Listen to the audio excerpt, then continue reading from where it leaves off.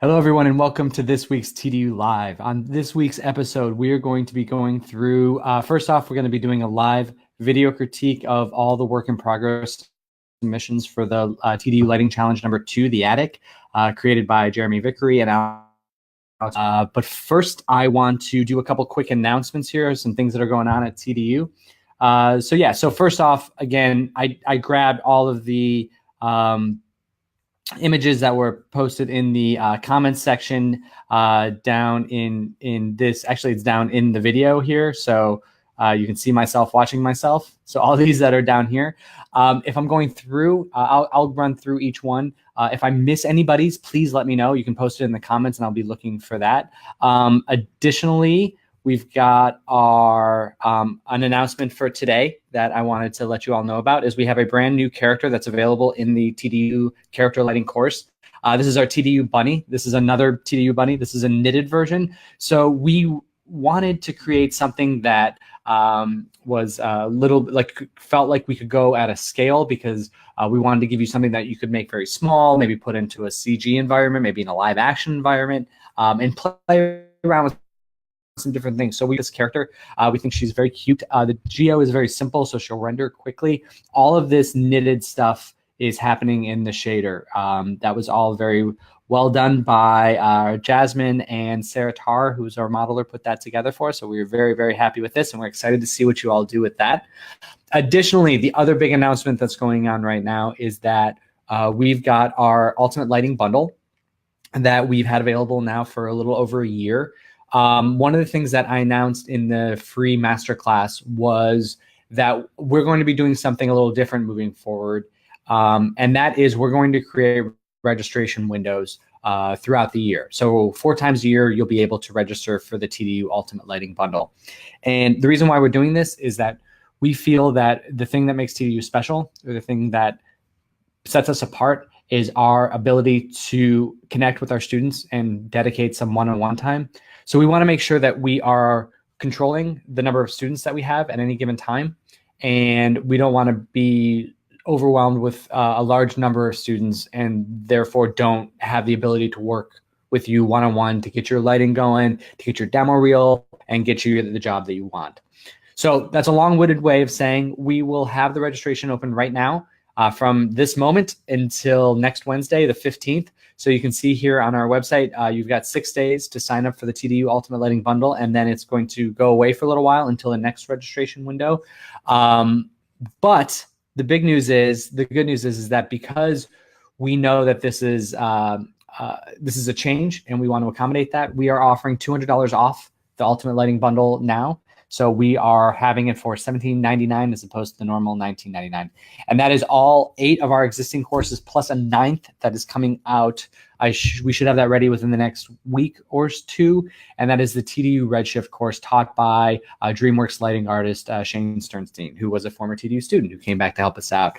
So many of you know Shane. He's going to make his assets available to us.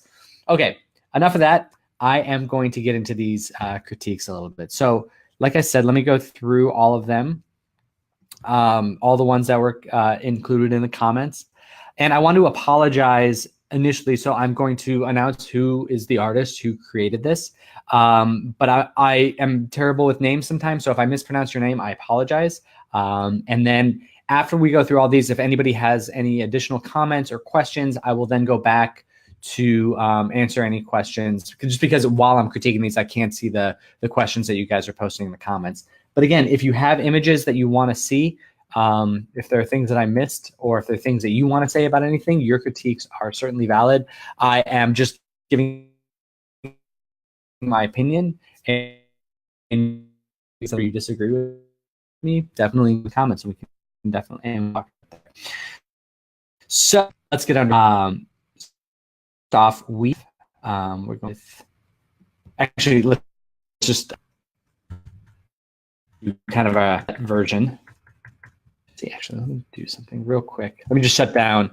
I realized that I had the TDU community page open, which is streaming the video while I'm playing the video, and that's not great. Okay, shut that down. There we go. All right, a little roulette here to see who goes first. Yosefi. So this is, oh, the first thing I wanted to say before moving on, and I mentioned this in a comment, but I do want to bring it up today, is make sure you guys are exploring the space. I know it came in with a camera in a really cool spot, and it looks like it's all ready to go. But when it comes time to judging this for the final, I would just highly encourage you all to kind of explore the space a little bit, like some of you are moving the camera around, but seeing it all from the same perspective.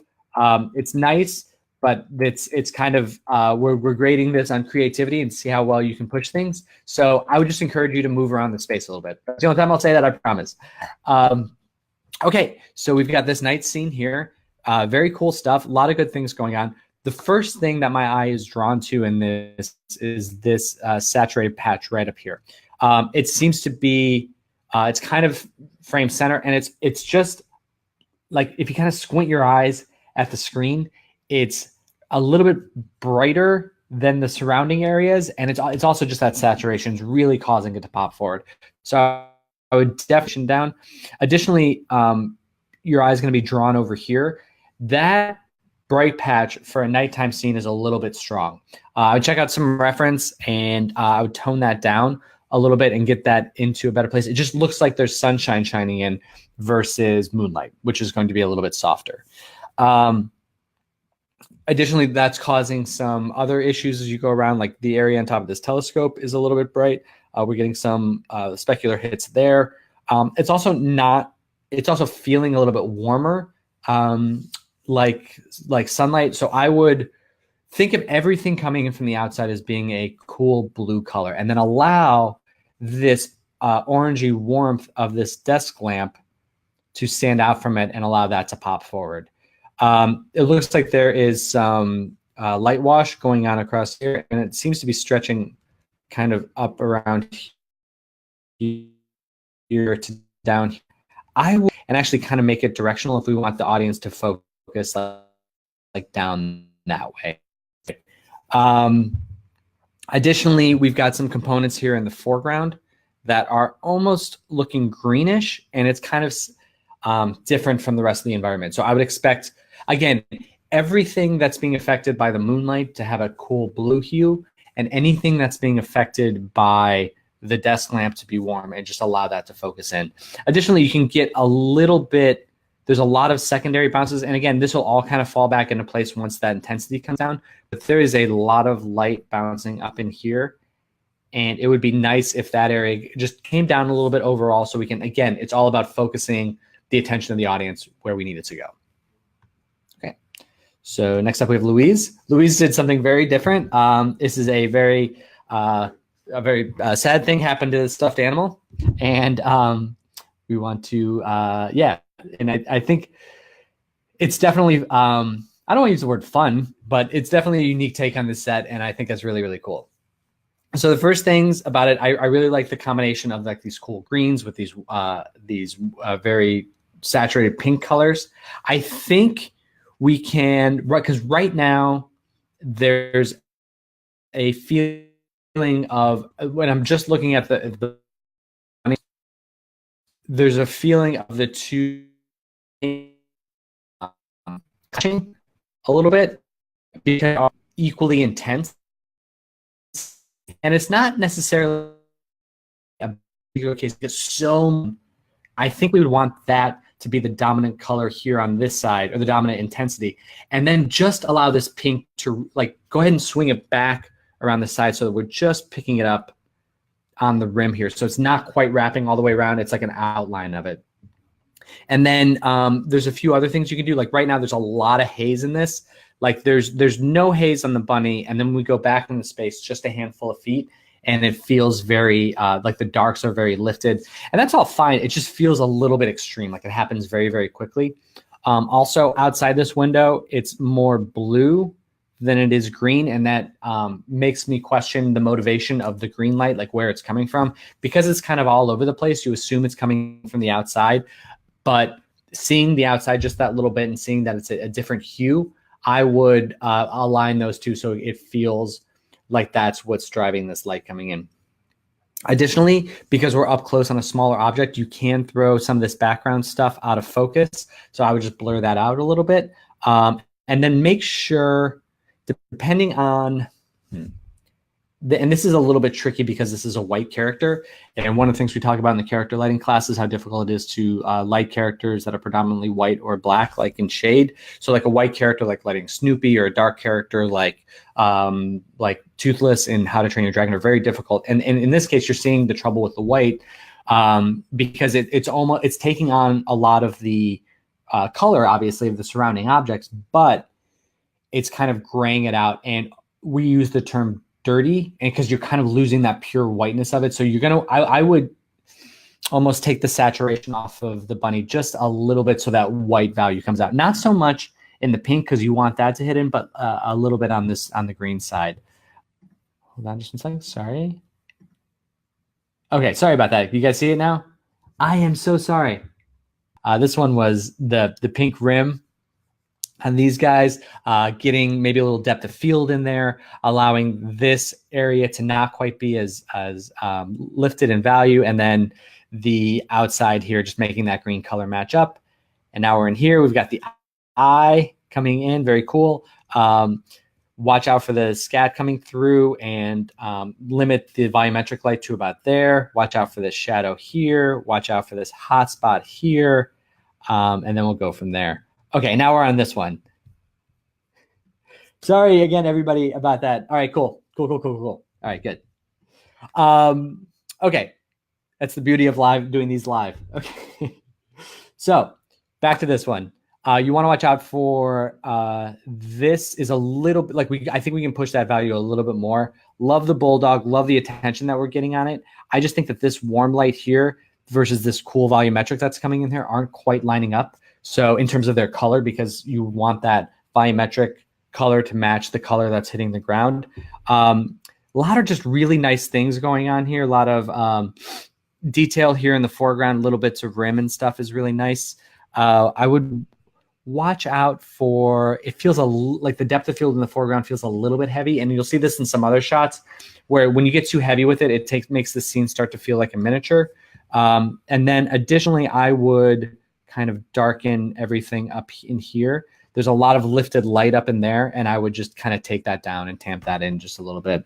But overall, this is looking really nice. The exposure outside this door here looks really good. And so I would be very happy with that. Next up, we have Arthur Canton. And for Arthur,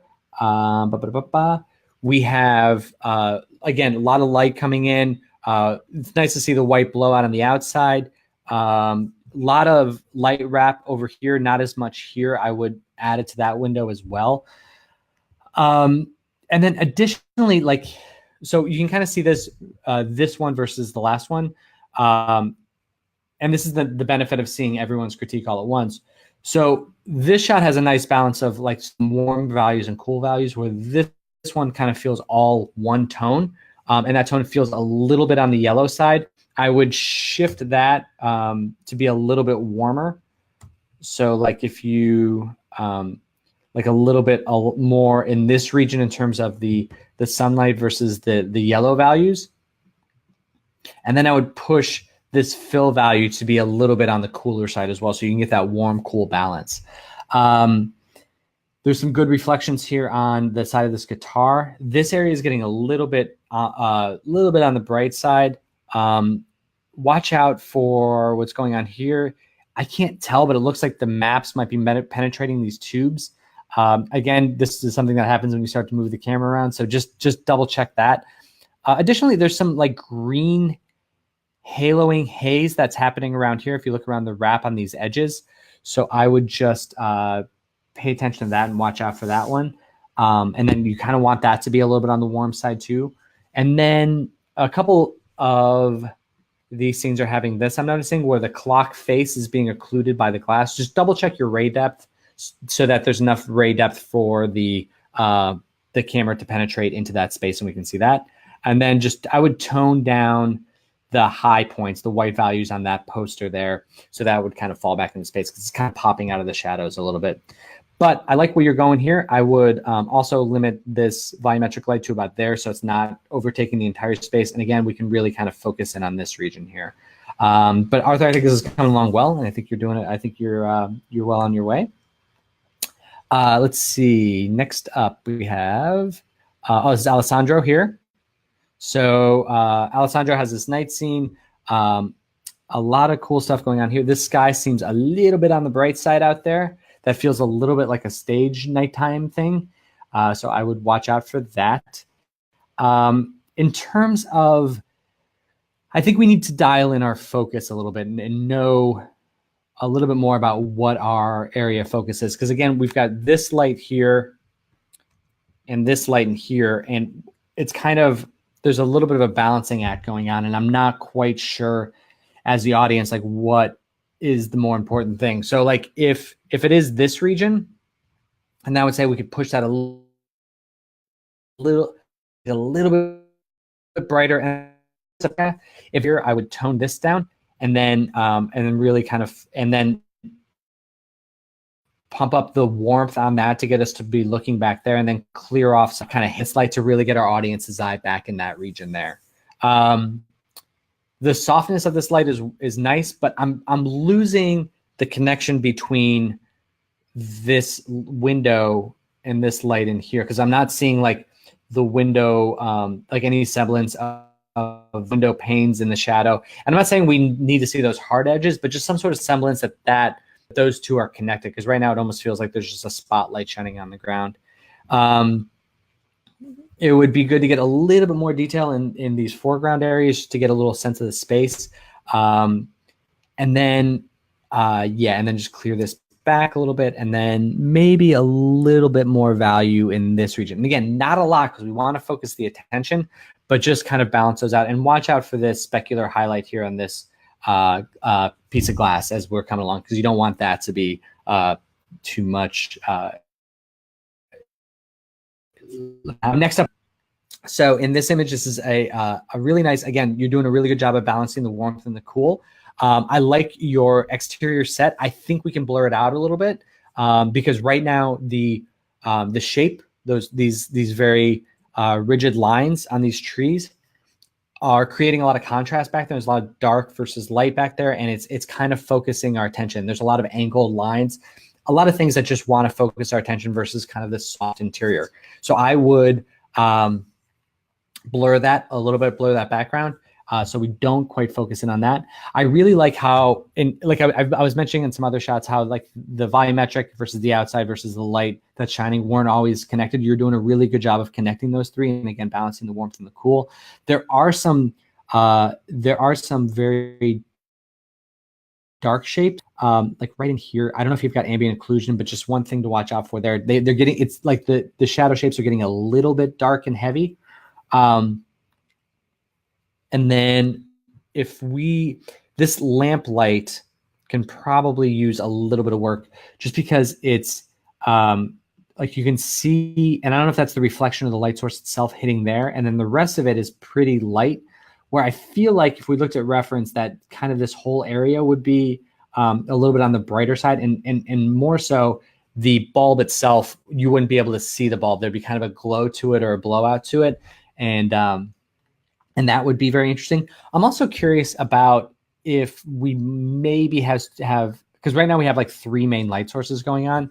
We've got the outside environment light, we have the lamp, and we have the light coming in through this door here, to just allow those two lights to kind of battle it out, so we can get the warmth from the doorway and what's happening outside the room versus what we're seeing on the outside in the environment. Just because like back in here, I'm not really sure like what exactly is illuminating what, and it would be nice to kind of get some balance there. And then just watch out for these like hard shadows on the ground. It just was an indication that that this light has a very small radius. I would just increase that radius a little bit, and then go from there.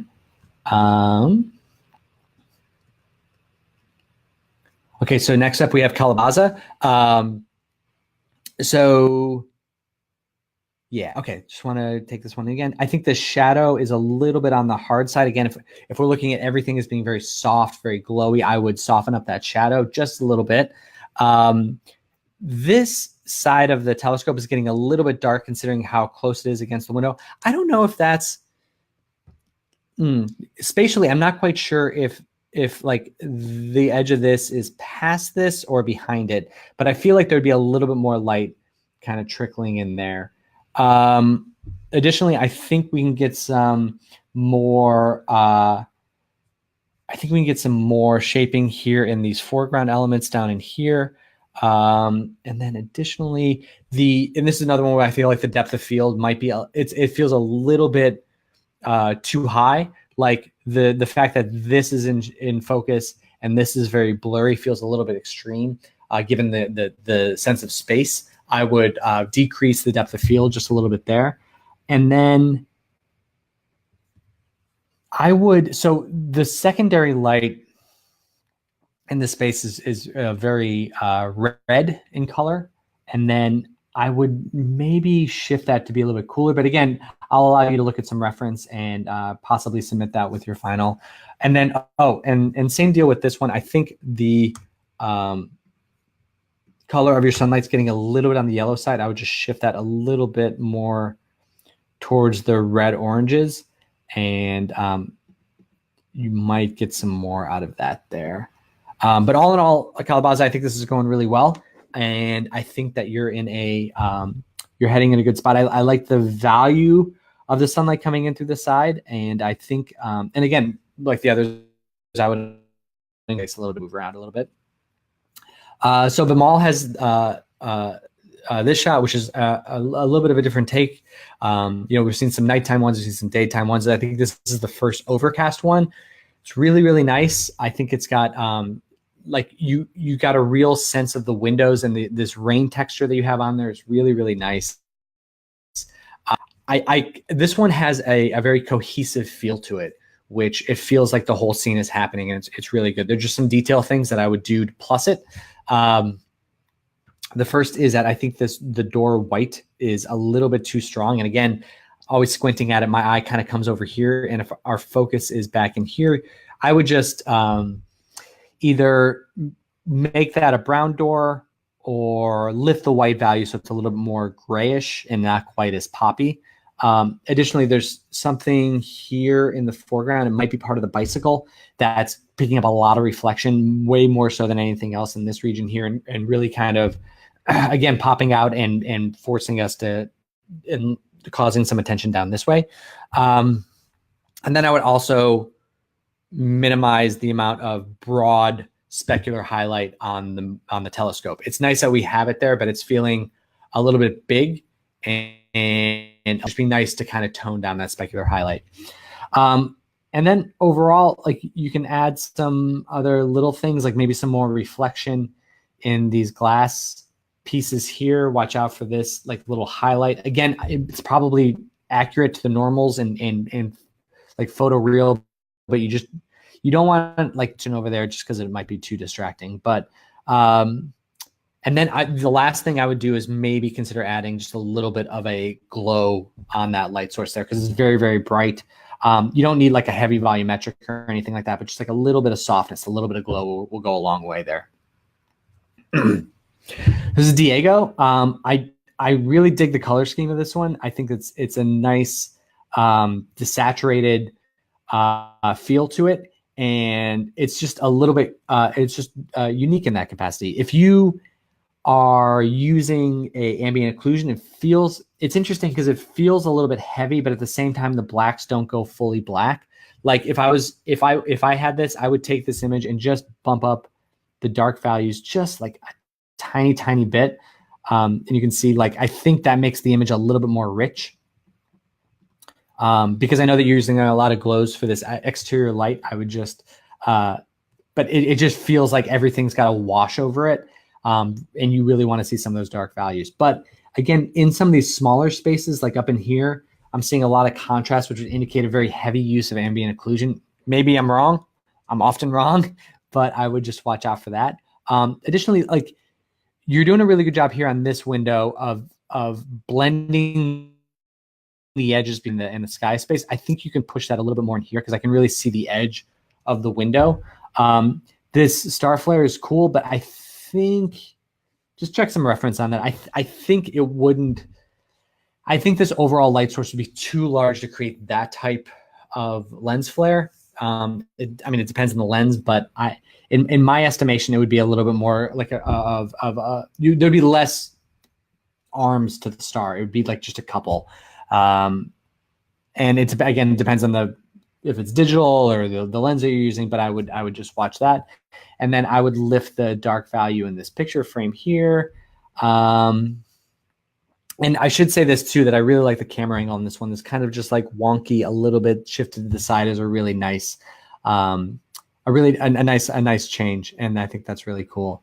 But other than that, I think it's going well. I think you're in a really good spot here. All right, next up we have Robbie. And for Robbie's, we've got this night scene. I think we can lose some of the contrast between the trees and the sky out here and allow that to blur out a little bit. And then additionally, again, there's just kind of an overall haze to it. I would isolate those around the window so we can get some more contrast back in here. I'm wondering, because this plane is a little bit different than the other shots, I'm wondering if there's something we can do to really highlight that, like perhaps darken behind it or do something with the colors to make it stand out a little bit.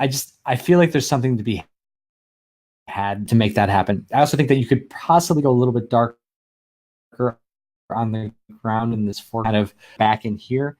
And then in terms of the sky and light color coming together, the light color feels a little bit on the purple side versus the sky that's more of a royal, more bluish. So I would either shift the sky plate to be a little purpler, because I do actually kind of like that color. I think it's working really well.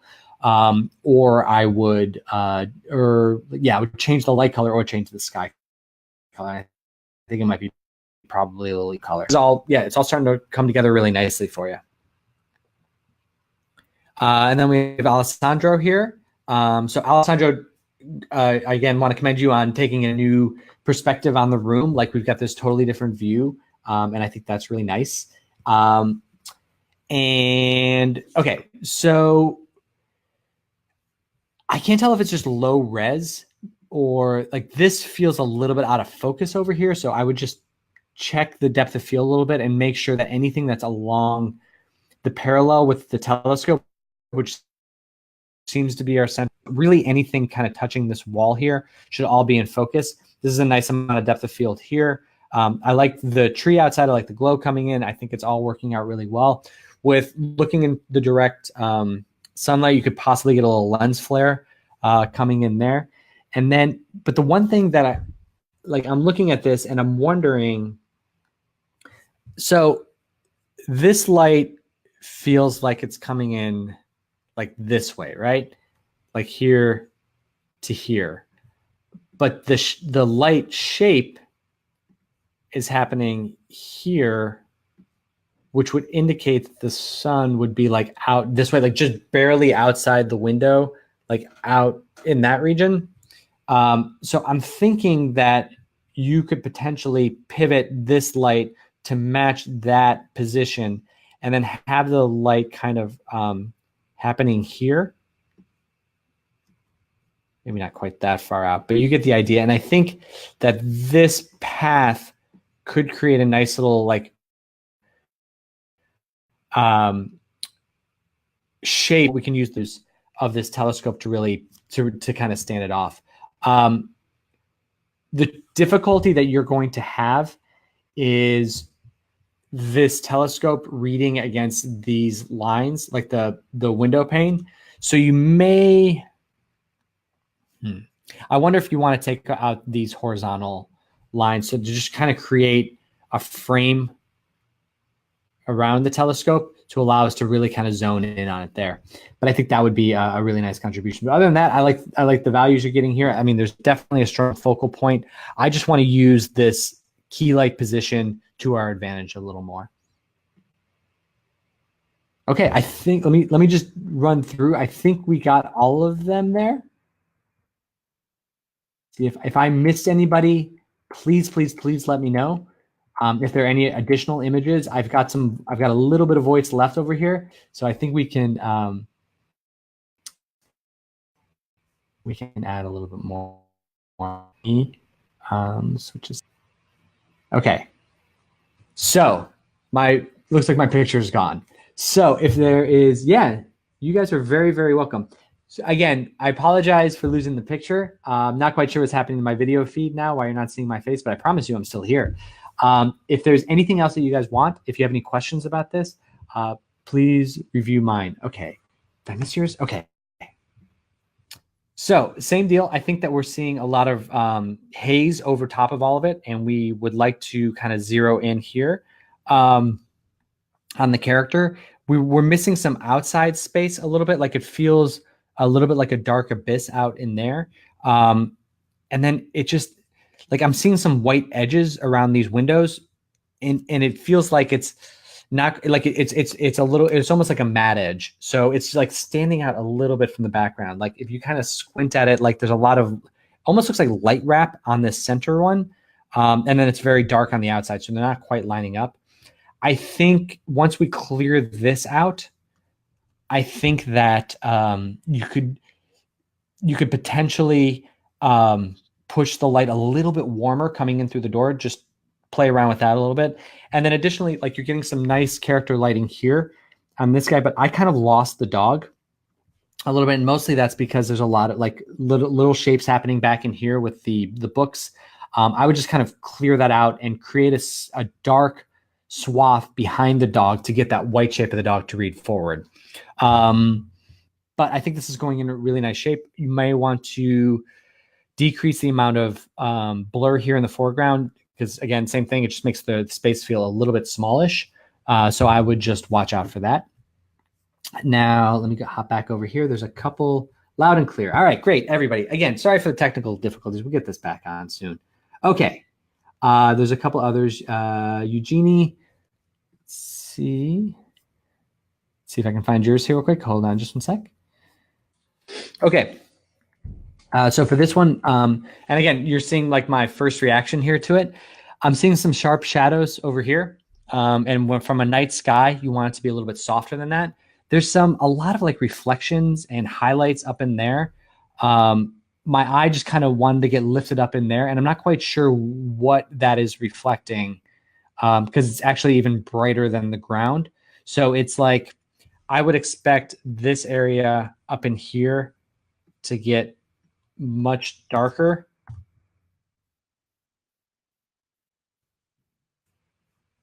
And then just, like, so that you can kind of, not quite to that level, but you want it to be a little bit on the dark side to kind of create like a ceiling to allow us to focus in here. This light that's coming in through the window, the edge of it is very sharp. It's not very sharp. That's extreme. I think it's a little bit too sharp for like a softer moonlight. Because remember, moonlight is like, the moon is the light source, but moonlight's going to be softer because it's not direct light. It's actually reflected light off the sun.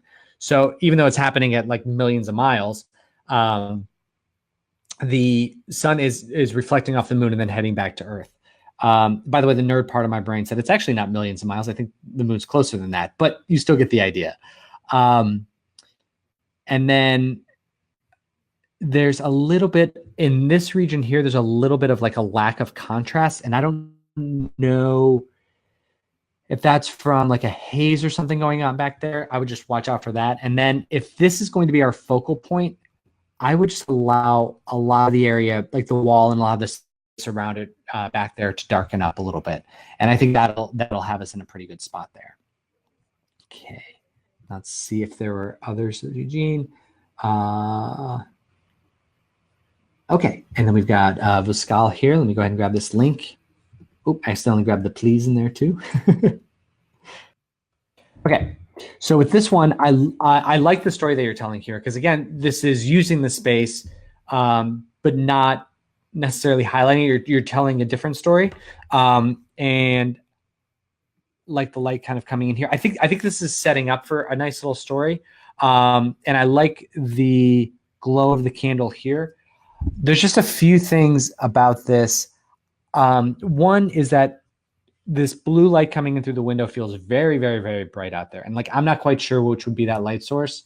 It feels like a soundstage setup with like a very bright light out there. I would expect it to be more like a rim light here on the outside of him anyway, where it's really kind of filling him in. So I would expect this center core of him to be darker, a blue rim around this side, and then just this warmth of the candle in there.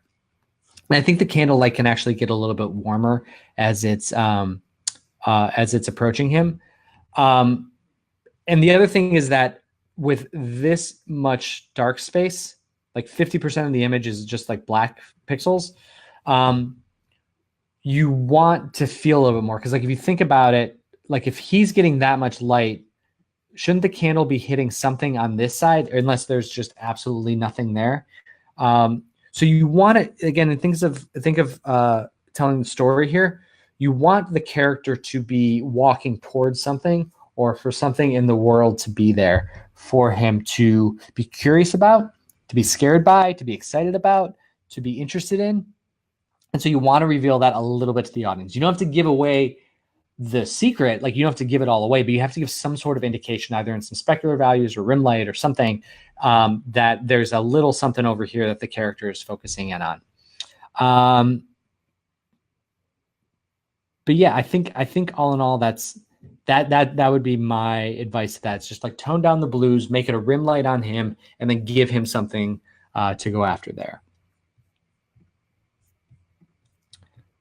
Let's see if there's anybody else. Okay, great. If anybody has any others, I'll hang out here for a minute, and then I will just go ahead and remind you all again. Let me make small. So we want to remind everybody again, 7 days left, 6.5 days left for the Ultimate Lighting Bundle sign up, again, to get $200 off of our main price. If anybody wants to, if anyone missed the masterclass, we do have a recording of it. We emailed it out, but if you'd like, just add a comment here and I'll make sure to add the link after this video is all said and done. And then, yeah, so thank you guys again for sticking with me through the technical difficulties there. We're getting better at this, and we will continue to get better and move forward. So I'm very excited to see the final submissions. Again, Jasmine, myself, and Alex, the creator of this scene, will be the final judges. The award will be a $100 Amazon gift card. And additionally, one last thing, I will, similar to how I did this one, I'll be creating an area probably on Monday that will be a place for you guys to submit your finals. If you're out of town, if you don't have access to it, just add the word final submission in your submission so I know to add it so that we can make sure to have it for review. Yes. Oh, Jasmine already put the link to the replay on there. So make sure you guys check that out. That talks all about, we've got a character lighting walkthrough. We've got some breakdown of the TDU courses, and then the announcement of the special deal. So, and I didn't say this yet. I'm actually away by all these submissions. I told Jasmine just before I started this, I was like, this is going to be very good submissions, and I don't know if I'm going to be able. Oh, and I think, okay.